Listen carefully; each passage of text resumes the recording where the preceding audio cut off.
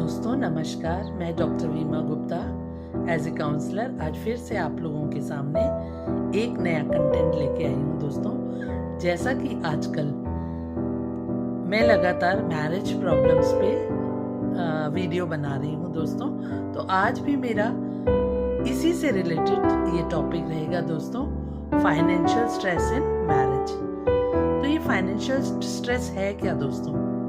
Income, खर्चे, savings, उधार, loan, असुरक्षा की भावना, इन सब को लेकर जब पति पत्नी में झगड़े होते हैं या आपसी तनाव होता है दोस्तों, उसी को हम फाइनेंशियल स्ट्रेस कहते हैं दोस्तों। अक्सर विवाह टूटने के पीछे फाइनेंशियल स्ट्रेस भी एक बहुत इंपॉर्टेंट रोल प्ले करता है दोस्तों।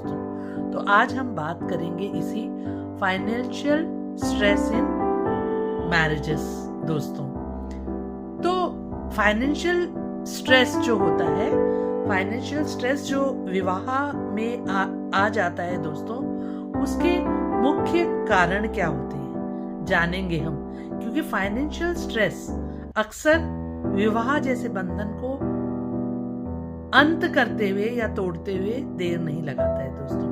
तो हमें समझदारी से काम लेना है, क्योंकि पैसा ही सब कुछ नहीं है दोस्तों। पैसा इंपॉर्टेंट है, बट पैसा ही सब कुछ नहीं है। अगर हम पैसों की वजह से रिश्ते तोड़ देते हैं तो वो उसके पीछे रिश्ते में कोई भावनात्मक जुड़ाव नहीं है, बल्कि केवल पैसा ही हम ऊपर रखते हैं। अपने पति से या पत्नी से भावनात्मक जुड़ाव रिश्ते को बचा लेता है दोस्तों, लेकिन जब पैसा ऊपर आ जाता है सारी भावनाओं से, रिश्तों से, तो ये रिश्ते कमजोर हो जाते हैं और टूट जाते हैं दोस्तों। इनके पीछे जो कारण है उनके बारे में आज डिस्कस हम करेंगे। तो दोस्तों, अक्सर पैसा होना ना होना एक सेकेंडरी बात होती है, लेकिन lack of communication about money, पैसे के ऊपर बात ना करना, फाइनेंशियल सीक्रेसी, छुपे हुए पैसे को रखना, या अपने पार्टनर को अपने आर्थिक स्थिति के बारे में सही सही बात ना बताना, या हम कह सकते हैं फाइनेंशियल टॉक्स के ऊपर जब बात होती है तो उन बातों को अवॉइड करना, सेविंग्स के ऊपर बात करना, बजट के ऊपर बात करना। तो जब दोस्तों ये कमी होती है, लैक ऑफ कम्युनिकेशन होता है, पैसे के बिना रिश्ते नहीं टूटते हैं दोस्तों, लेकिन पैसों की बातों की क्लैरिटी के बिना रिश्ते कमजोर हो जाते हैं और टूटते हैं दोस्तों। अब बात आती है इनकम बैलेंस की।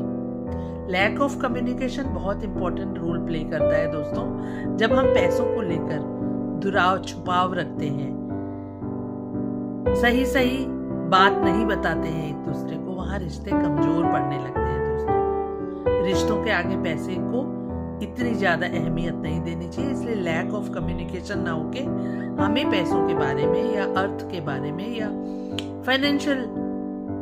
फाइनेंसेस के बारे में हमेशा क्लैरिटी या कम्युनिकेशन क्लैरिटी रखनी चाहिए दोस्तों। अब बात कर रही थी मैं दूसरे नंबर पे इनकम इम्बैलेंस की दोस्तों। इनकम इम्बैलेंस से हम क्या समझते हैं दोस्तों? खर्च ज्यादा, कमाई कम, या दूसरा एक पार्टनर कमाने में ज्यादा ध्यान देता है, दूसरा खर्चने में ज्यादा ध्यान देता है। ये इम्बैलेंस जब हो जाता है तो भी दोस्तों रिश्ते टूटते हैं, क्योंकि एक को बचाने की आदत है, दूसरे को खर्चने की आदत है। एक कमा रहा है, दूसरा खर्च कर रहा है। एक कठिन मेहनत से बहुत मुश्किल से पैसा कमा के ला रहा है और एक गंवा दे रहा है, बहुत आसानी से उसे फिजूल के खर्चों में उड़ा दे रहा है दोस्तों। या एक की कमाई ज्यादा है, दूसरे की कम है, होड़ है एक दूसरे से, दूसरे का खर्च ज्यादा करना या पूरे फैसले। इसके साथ ही इनकम इम्बैलेंस में आता है हर फैसला फाइनेंशियल रिलेटेड एक के हाथ में दे देना, वहां भी डिसबैलेंस हो जाता है दोस्तों। क्योंकि जिसकी पकड़ पैसों पर होती है वो दूसरे को उस पैसों के लिए अपने पर डिपेंड बना लेता है, और ये इंडिपेंडेंट फाइनेंशियल डिसीजन ना ले पाने के कारण भी रिश्ते कमजोर पड़ जाते हैं या टूट जाते हैं दोस्तों। फिर बात आती है डिफरेंट मनी माइंडसेट की दोस्तों। जैसे एक सेवर है और एक स्पेंडर है।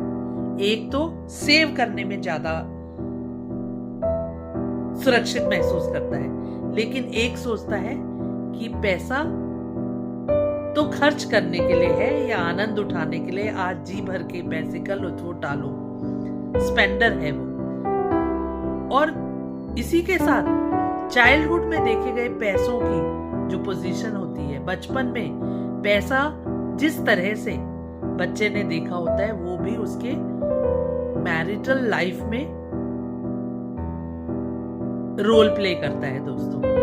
कोई अगर बहुत ही कमियों में रहा है तो वो पैसों को बचाने की, क्योंकि उसने कई बार असुरक्षाएं देखी होती हैं, तो वो पैसों को बहुत ज्यादा अहमियत, या फिर घर में बहुत खर्चीले लोग होते हैं, खर्च बिल्कुल वाहियात खर्च या एक्स्ट्रा वैकेंसी देखी होती है, तो वो सेविंग में नहीं बल्कि स्पेंड करने में ज्यादा विश्वास रखते हैं। वो हैबिट परफॉर्म हो जाती है दोस्तों, वो हैबिट फिक्स हो जाती है। जब एक बार हम ज्यादा खर्चे करने लगते हैं या हमारा बचपन ज्यादा खर्चे करने में बीता होता है तो हम कम खर्चे नहीं कर पाते हैं दोस्तों।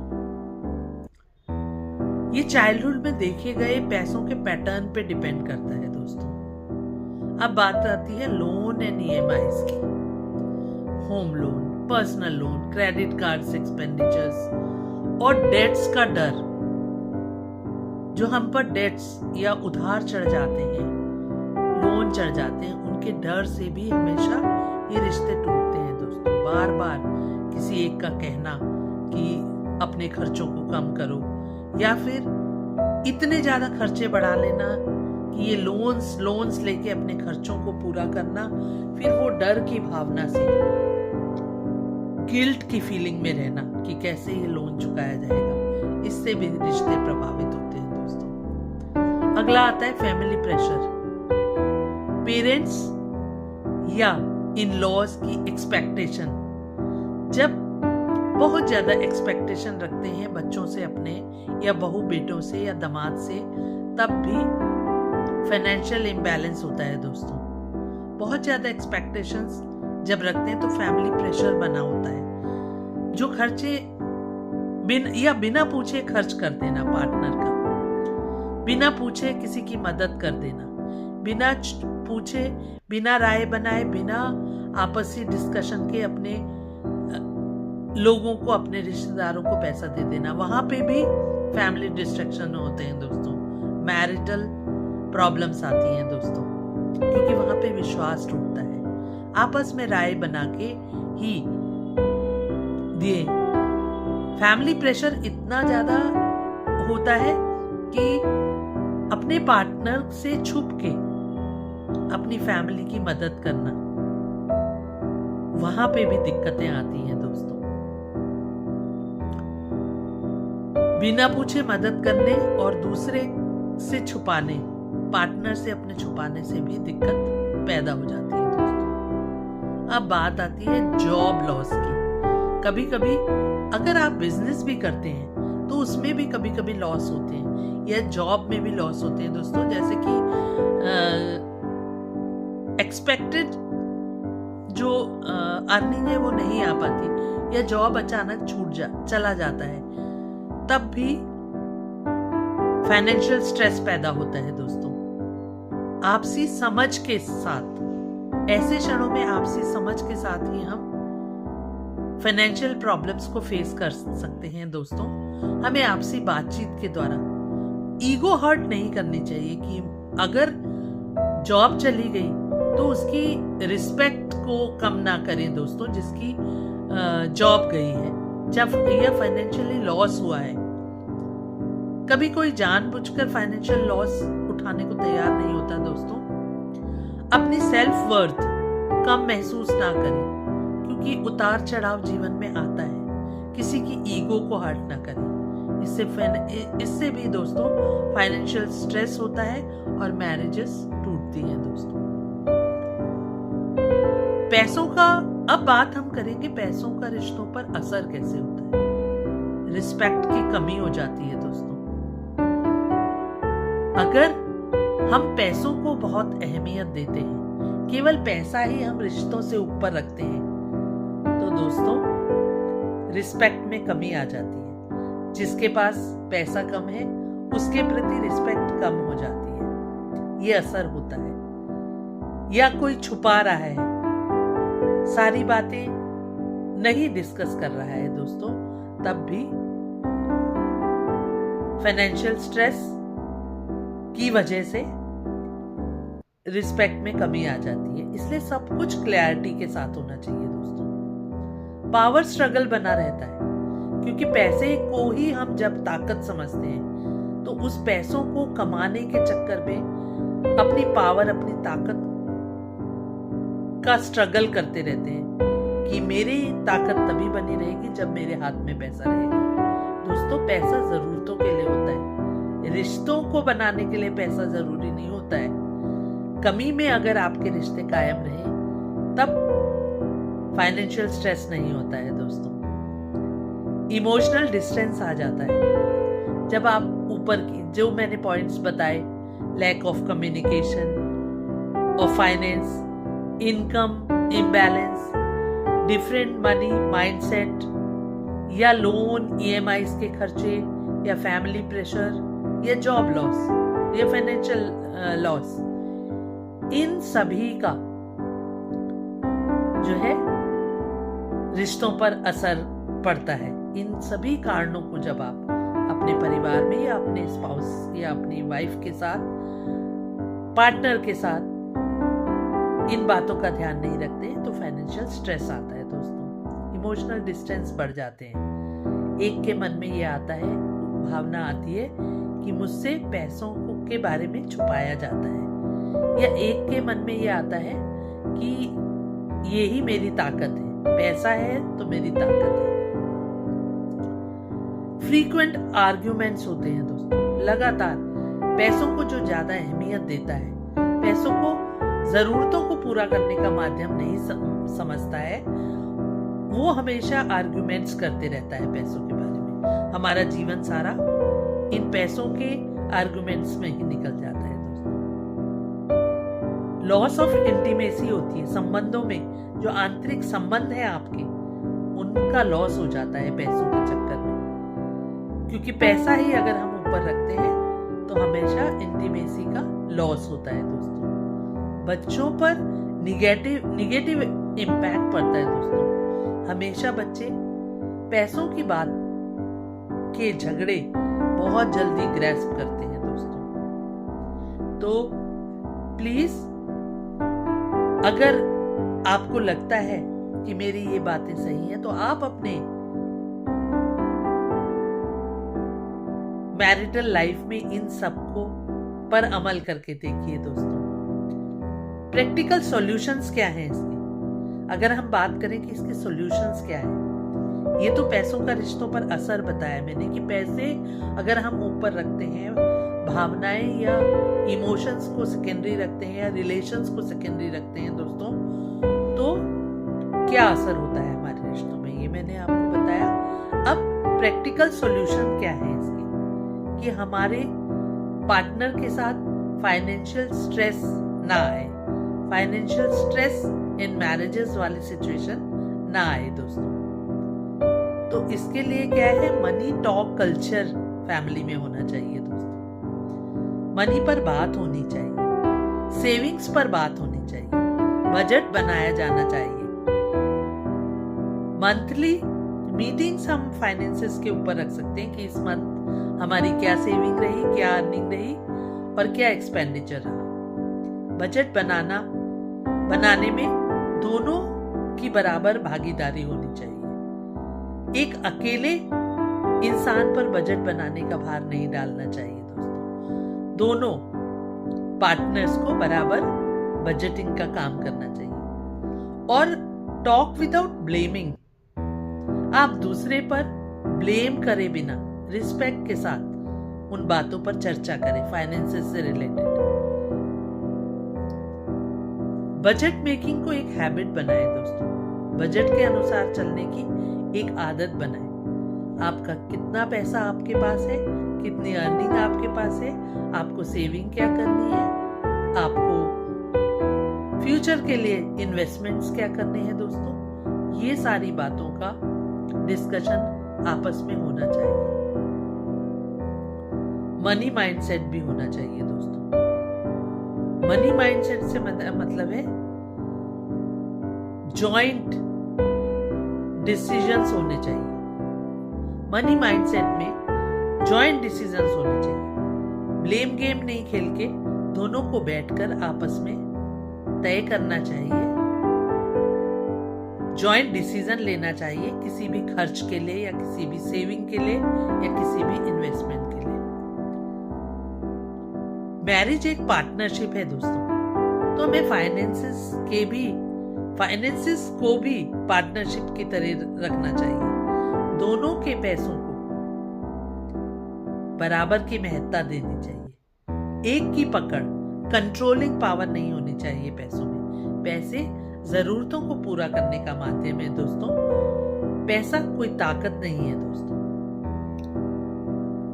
जब हम मैरिज में फाइनेंशियल स्ट्रेस आने वाले लोगों से मिलते हैं तो हम उनसे कुछ क्वेश्चंस पूछते हैं दोस्तों, जैसे पैसा क्या है आपके लिए, सुरक्षा या ताकत?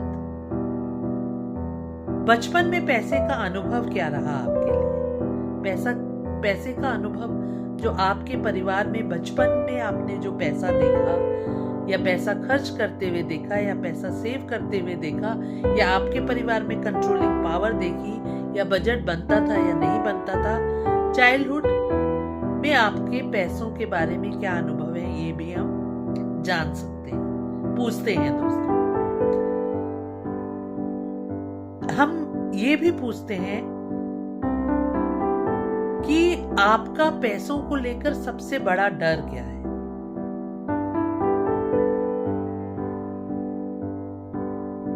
पैसा ना हो, अगर आप में पैसा ना हो तो रिश्ता सुरक्षित है या नहीं सुरक्षित है, ऐसे सवाल भी हम करते हैं दोस्तों।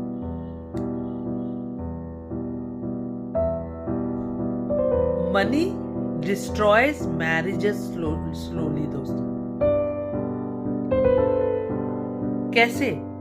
साइलेंटली डिस्ट्रॉय कर देता है ये मैरिजेस को। जहां हम इन सब बातों का ध्यान नहीं रखते हैं दोस्तों, तो मैरिज फाइनेंशियल स्ट्रेस की वजह से खत्म हो जाती है या कमजोर पड़ जाती है दोस्तों।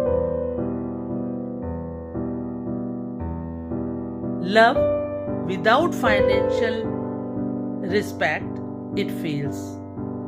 प्यार खत्म हो जाता है अगर हम फाइनेंशियल रिस्पेक्ट नहीं देते।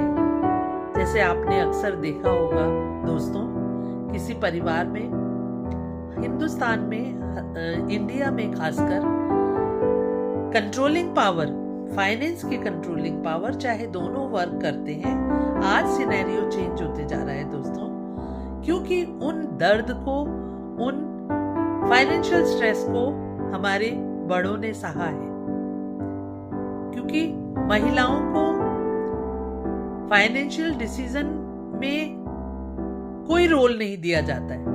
फाइनेंशियल डिसीजंस होते हैं जो, बजट बनता है जो, इनकम होती है जो, इनके बारे में महिलाओं से कोई डिस्कशन नहीं किया जाता है। तो दोस्तों, जब फाइनेंशियल रिस्पेक्ट नहीं होती है, मैं केवल महिलाओं की बात नहीं करूंगी दोस्तों, अगर कई बार कई चाइल्डहुड एक्सपीरियंस की वजह से मेल्स सारा पैसा फीमेल्स के हाथ में रखना पसंद करते हैं, तब कभी कभी मैंने देखा है कि उन मेल्स की कंडीशन भी अपने ही पैसों पर अधिकार जैसा अनुभव नहीं उनके पास रहता है, उन्हें मांगना पड़ता है। तो दोस्तों, दोनों को मिलजुल कर बजट बनाना चाहिए, सेविंग करनी चाहिए, कोई सीक्रेसी नहीं रखनी चाहिए फाइनेंशियल के बारे में एक दूसरे से। अगर कम पैसा है तब भी हम भावनात्मक रूप से एक दूसरे से जुड़े रह सकते हैं दोस्तों। लेकिन पैसे की वजह से रिश्तों में दरार आए तो ये बहुत दुख की बात है दोस्तों। तो दोस्तों, मैं मानती हूँ कि मेरे इस फाइनेंशियल स्ट्रेस इन मैरिजेस को सुनकर आपको जरूर याद आ रहे होंगे अपने अनुभव या अपने आसपास के लोगों के अनुभव। अक्सर लोग फाइनेंशियली वीक फील करते हैं अपने आप को एक के हाथ में कंट्रोलिंग पावर देने के बाद। आज दोस्तों सब पढ़े लिखे हैं, हस्बैंड वाइफ मेल फीमेल सभी पढ़े लिखे हैं, और बच्चों के सामने भी आपको अपने बजट्स को डिस्कशन करना चाहिए। जब बच्चे जानेंगे अपने फाइनेंशियल पावर्स को, तभी वो उसे वेल यूटिलाइज कर सकेंगे। जब वो जानेंगे पेरेंट्स कैसे बजट बनाते हैं, कैसे सेविंग करते हैं, हम जब बच्चों को दूर रखेंगे इन फैक्ट्स से, फाइनेंशियल सिचुएशन को बताने से, तो दोस्तों वो डिमांड करते समय कभी भी हिचकिचाएगा नहीं। लेकिन उसे जब आपकी फाइनेंशियल कंडीशंस पता होंगी, आपके बजटिंग पता होगी, तो वो भी अपना एक इम्पॉर्टेंट रोल उसमें प्ले करेगा दोस्तों। तो आज मेरी ये डिस्कशन थी जो फाइनेंशियल स्ट्रेस इन मैरिजेस, ये शायद आपको जरूर समझ आ रही होगी दोस्तों। तो प्लीज अगर आप अपनी शादी को बचाए रखना चाहते हैं तो इन स्टेप्स को फॉलो करें। अपने विवाह में पैसों को इतनी अहमियत ना दें जिससे ये विवाह नाम का रिश्ता हमेशा के लिए टूट जाए दोस्तों। क्योंकि अंत में मैं यही कहना चाहूंगी, पैसा चले जाने के बाद कमाया जा सकता है दोस्तों, लेकिन रिश्ता समाप्त हो जाने के बाद नहीं बनाया जा सकता है। तो रिश्तों से ऊपर पैसों को अहमियत मत दें दोस्तों। अपनी मैरिजेस को अगर बचाना चाहते हैं तो प्लीज फाइनेंशियल डिस्कशंस करें। Lack of communication in finance नहीं करें। इक्वल रोल प्ले करें किसी भी फाइनेंशियल डिसीजन को लेने के लिए। फैमिली एक्सपेक्टेशंस पे जब आप कुछ काम करते हैं, किसी की मदद करते हैं फाइनेंशियल, तो कभी भी छुपा के ना करें। दोनों आपसी सूझबूझ, आपसी सहमति से हेल्प करें, जिससे कि आपको ब्लेम नहीं देना पड़ेगा भविष्य में। तो दोस्तों, जब इन सारी बातों को आप फॉलो करेंगे तो शायद कभी भी आप अपने रिश्तों को अपने जीवन में नहीं खोएंगे। जीते जी रिश्तों को समाप्त कर देना पैसों के लिए अच्छी बात नहीं है दोस्तों। तो प्लीज अपने रिश्तों को पैसों से ऊपर रखिए, पैसों को रिश्तों से ऊपर ना रखें दोस्तों। इसी के साथ मैं अपनी वाणी को विराम कर देती हूँ और उम्मीद करती हूँ कि अगर आपको मेरा वीडियो पसंद आए तो उसे लाइक, शेयर और मेरे चैनल को सब्सक्राइब करना नहीं भूलेंगे दोस्तों। मेरे फॉलोअर्स ही मेरी ताकत है, जिससे कि मुझे मोटिवेशन मिलता है आगे वीडियोस बनाने का। मुझे वीडियोस देखने वाले मेरे फ्रेंड्स, मेरे फॉलोअर्स जब टॉपिक्स में मुझे बोलते हैं कि आपने जो बोला हमने सुना, अप्रिशिएट करते हैं, तो रियली मुझे एक एनर्जी मिलती है, पॉजिटिव एनर्जी मिलती है नए वीडियोस को बनाने के लिए। तो दोस्तों, शायद मेरे ये वीडियोस एज ए काउंसलर मैं इन सब बातों को पढ़ती हूँ, जानती हूँ, अप्लाई करती हूँ अपने लोगों पर जो भी मेरे पास अपनी प्रॉब्लम लेके आते हैं, उन्हीं को मैं आपके सामने डिस्कस करती हूँ, तो जिससे कि आपकी लाइफ में भी कुछ वैल्यू बढ़े, हमारी सभी की लाइफ में वैल्यू बढ़े। तो दोस्तों प्लीज मेरे चैनल को सब्सक्राइब करना ना भूलें। अगले वीडियो में मैं किसी नए टॉपिक को लेके आपके सामने फिर से उपस्थित होंगी। तब तक के लिए धन्यवाद, नमस्ते, अलविदा। फिर नए टॉपिक के साथ आपके सामने